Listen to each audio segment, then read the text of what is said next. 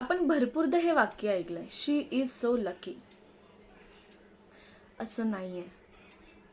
असं म्हणतात ना लोक, यार ती किती फिरते, ती किती मज्जा मस्ती करते, तिला काय टेन्शन आहे, पैसा भरपूर आहे, देवाचा तिच्यावर हात आहे आणि लक आहे तिच्या बाजूला, म्हणतो तिच्याकडे एवढा पैसा येतोय, म्हणतो एवढं सगळं करू शकते ती.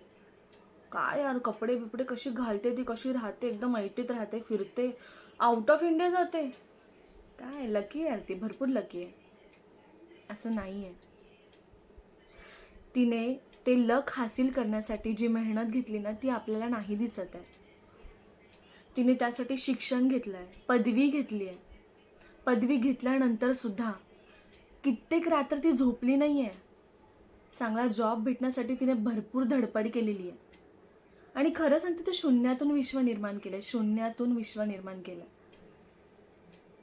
पैसा कमवते ती, आणि जेव्हा जॉब भेटतो ना तिला, त्या पैशातून ती जमा करून ती स्वतःचे विश्व निर्माण करते आणि ती स्वतःच्या मनासारखं जगते.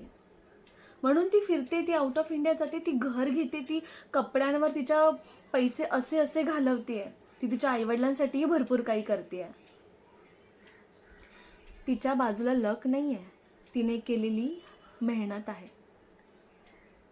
ती जी मेहनत करते, अजूनही ती लढतीये, मेहनत करते पुढे जाण्यासाठी, पैसा हासिल करण्यासाठी, स्वतःचं वर्चस्व निर्माण करण्यासाठी, नेतृत्व निर्माण करण्यासाठी, मोठी होण्यासाठी, मोठी स्वप्न पाहण्यासाठी. फक्त लकने होत नसतं, त्यासाठी भरपूर मेहनत घ्यावी लागते. आणि ती कित्येक रात्र अशी झोपली नाही आहे, तिने भरपूर विचार केले आहेत. शिक्षणासाठी, शिक्षण करताना, स्टडीज करताना सुद्धा तिने न झोपून स्टडीज केल्यात. म्हणून ती आज एवढ्या मोठ्या हुद्द्यावर आहे, ती आज एवढी मोठी आहे, तरीसुद्धा तिचं स्वप्न पाहणं थांबलेलं नाही आहे. फक्त लकने नसतं होता हे सगळं. She worked so hard, because of that she is getting all the things in her life. कळलं का? सो असं म्हणण्यापूर्वी 10 वेळा विचार करा